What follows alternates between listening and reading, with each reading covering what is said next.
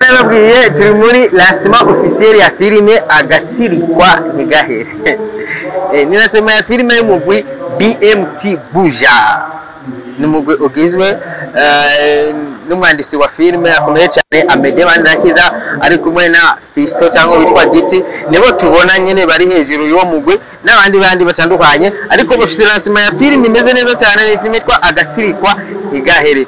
Mubazi kuri filime Intore Ntindi, nyuma ya filime Intore Ntindi batuzaniye Agatsirikwa Ntigahere. Nuko mwandinda kuraba kubera amazina y'amafilime yabo usanga agoye cyane gutahura. Murabona yuko Agatsirikwa Ntigahere ni Kirundi ariko cyo kwitsitso, rero ushaka kudatahura neza by'ukuri iki ni Agatsirikwa Nagaki. Rero ukaba kubimenya ari gusimbira kuri YouTube BMT Buja kugira ngo urabe by'ukuri Agatsirikwa Ntigahere ni biki bashatse kuvuga iki, harimo ibiki.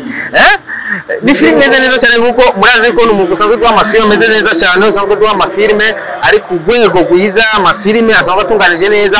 Muravyibuka kuri filime Intore Ntindi, niyo filime ya vuba bari barose gushira ku mugaragaro canke urukwikirane rwa filime bari bafise, ariko ubu bazanye filime shasha Agatsirikwa Ntigahere. Je n'ukuri namaze kuyiraba, nawe ni filime meze neza cyane. Muzisanga abantu batandukanye no bitwa Izo Chris, muzisangamo Chaseline, muzisangamo Kado Kavele. Ni filime meze neza cyane. Ndabibutse yuko uyu ari wo mugwi uri kuradukura filime zimeze neza, son meze neza, image meze neza, directing imeze neza, byose bikaba bimeze neza. Rero tugira tubereke indani bimeze gute, abayitabiriye ni bande, bari mu biki bimeze gute. Nkurikira kugira ngo ndakwereke ibintu uko bimeze.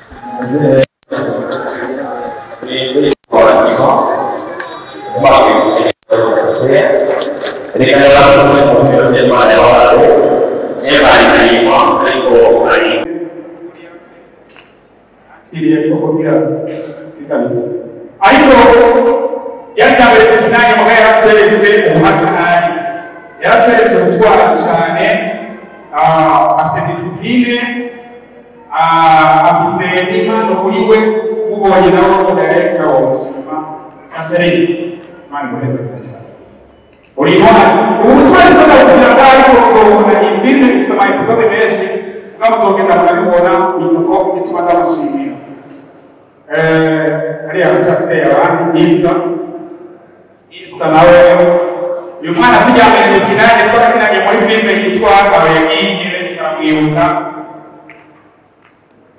Isa niyo nkuru agafiliyobeye abandi ba director bifuza kukinisha umwana arabishoboye ameze nk'aho umwana wo kwiryamaho. Hari reba abana basakaza n'uwo mwige masenga aho nawe ngwino ayigemo. No, hari abakinyi batashika ngaha ariko ubashoboye gushika ngaha bakora ngaha bayigiyemo n'abamubona babaye intwari cyane, barita bakoze ibisi byinshi kuri tele gushika aho tugeza ahatugejeje. Sinifuza ko twabarambira kandi muramwibuka bicira mu nda, nawe tumaze gukorana ya kabiri wewe ubutwari bwose bwavuga cyane. Reba nawe nyine muramwibuka, uriya mwigeme nawe nyine ni mbere dukinanye. Nukuri abashimiye se kuko tubarambira isubire mu natwe cyane byo cyane.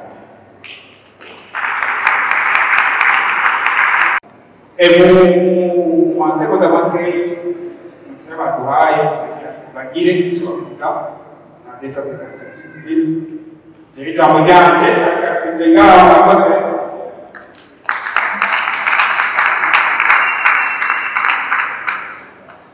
Shalom shalom. Assalamu alaikum warahmatullahi wabarakatuh. Akoze cyane n'isibanira cyane twese kandi kurageza gusa turabakunda kuko usanga ushikira ivuga bya n'amareresi mu Burundi zogoma dukora cyane abirebire kuvuga eka n'urwaruka uko tubona tuzogerageza dukore ariko kuzirimbisha ariko twebwe twahisemo gukora iki gisata cy'amaresi kuko mu Burundi turashoboye turakoze cyane.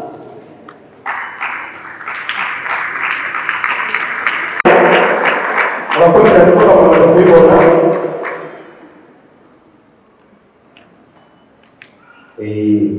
muri filime isawa ibi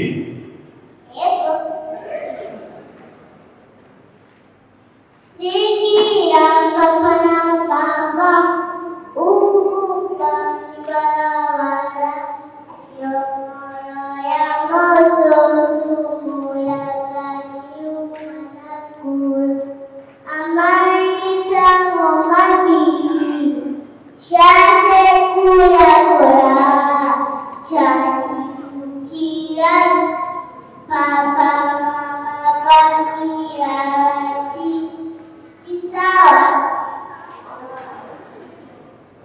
Sarja mumpi uitamaho inacheka pagi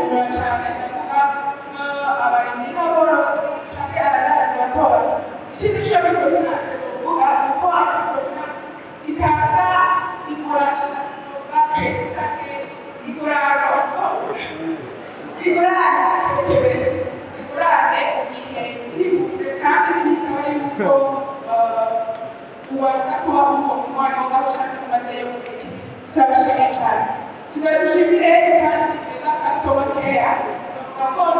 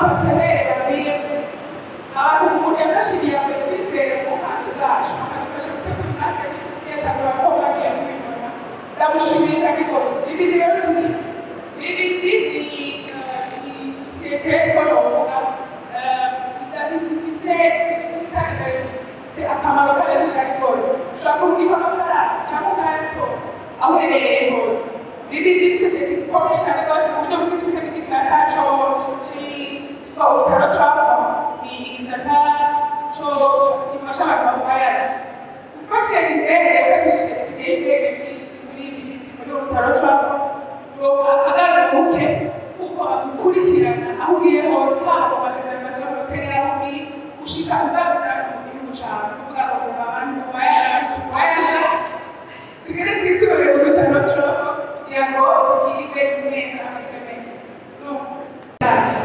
umuntu wese afite umushinga akaba ataramujyana muri hoteli tegezaje kureba uri mu biki iyo rero tureba iyo tegezo cyane rwose yerekana akaranga k'ubwiza cyangwa gukora wicaye ku mukunzi wawe n'akakubwira ahantu heza n'akazi keza muri icyo shuro kandi niko afite kwishima bavuga n'ubu turashimisha rwose ko mwemeye kudufata umugongo muri iki gikorwa cyo kwerekana iresi yacu nshasha ari agatsinda kahere ibyo dukora byakorera abanyasiyansi n'abandi bose bari mu myidagaduro kugira ngo dukomeze tubaze kandi dushikane kure twakoze kubera igihugu cyacu murakoze cyane murakoze cyane nitwa Normand Ayizeye directeur des opérations muri Help Channel Burundi abanezerewe kuba hano jewe ndi wo muri generation y'imbere hariho iby'ubuhinga bumwe bumwe ntaramenya bwabo ko mutanguye kuntumira nzoca ndavyiga ibyo byo kuraba ama YouTube no kugira ibiki kuzobitwigisha hanyuma Help Channel ni ishirahamwe rifasha mu by'uburimyi byo gukingira ibidukikije ibyo kwigisha abantu kugira ngo bashobore gutera imbere rero n'igisata cy'urwaruka kirimo kubigisha imigambi yo kwiteza imbere rero mwebwe ko mwafashe iya mbere no guhimiriza bibaza ko tuzoronka akaryo keza ko gukorana imana ibamezanye urakoze yasabye ko akora kwigisha kuraba filime kuri YouTube turavugana nyuma y'ibirori hanyuma reka kandi tumusabe n'uwaje hano aserukiye Ashtel ashikira nawe nyene kugira ngo turamutse yakoze muri teteka aho nashaka kujene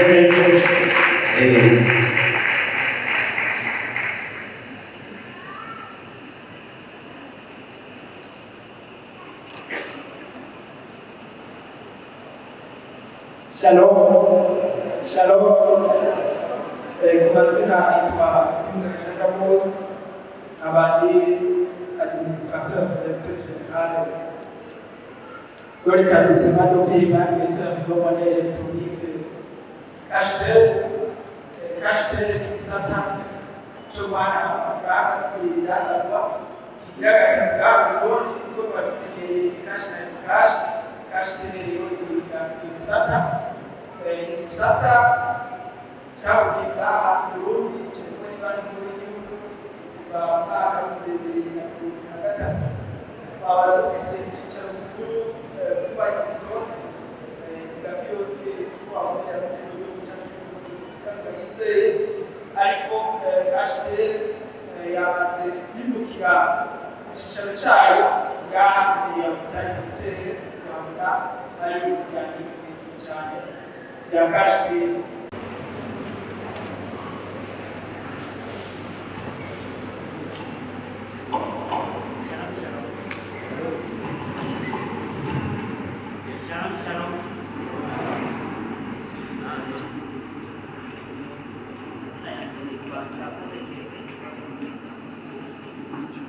amazina yanjye nakoze Kevin naho turi kumwe yitwa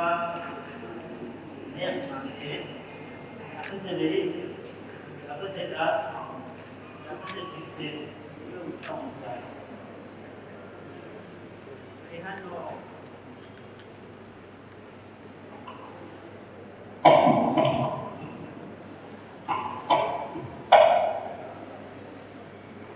Shalom, shalom. Aho bameze neza. Uramwatsi cyane.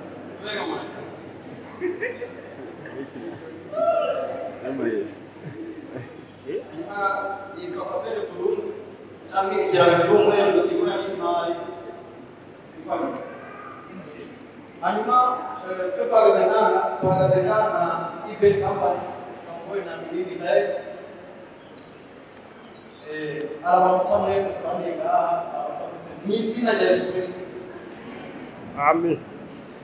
Ariko imbere yuko tuvuga ibyo yatumvikanye nagomba nsabe manageri w'iti ashike ngaha imbere na directeur Amede ashike ngaha imbere hamwe na Wilberman ariwe izo Chris nawe ashike ngaha imbere kugira ngo dushobore kubabwira ko ubutumwa bwawe.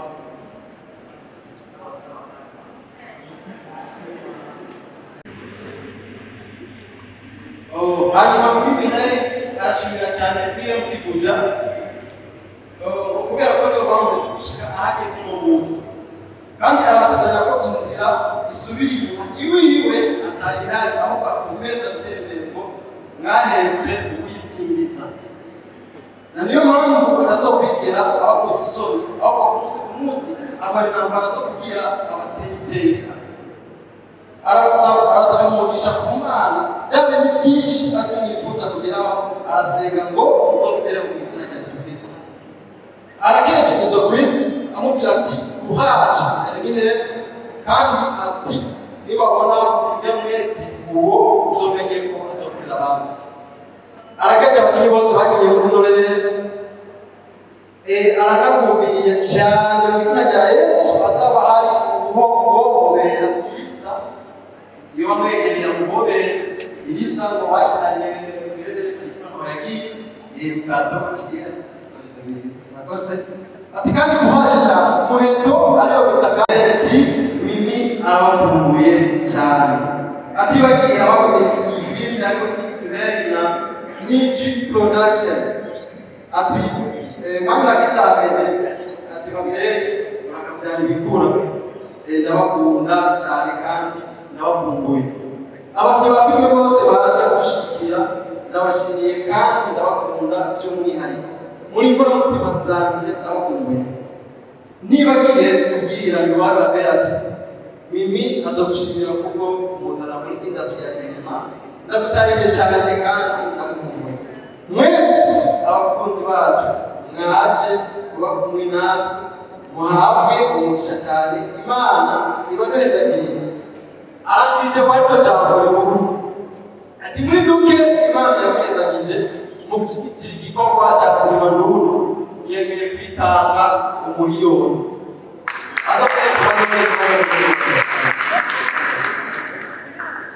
uno muriyoni ntabwo ari uwa BMT gusa. BMT ifise n'umugabane ungana n'ibihumbi amajana atatu gusa ibindi bihumbi amajana atatu bisigaye ibya Wilberman ariwe Shalom, shalom.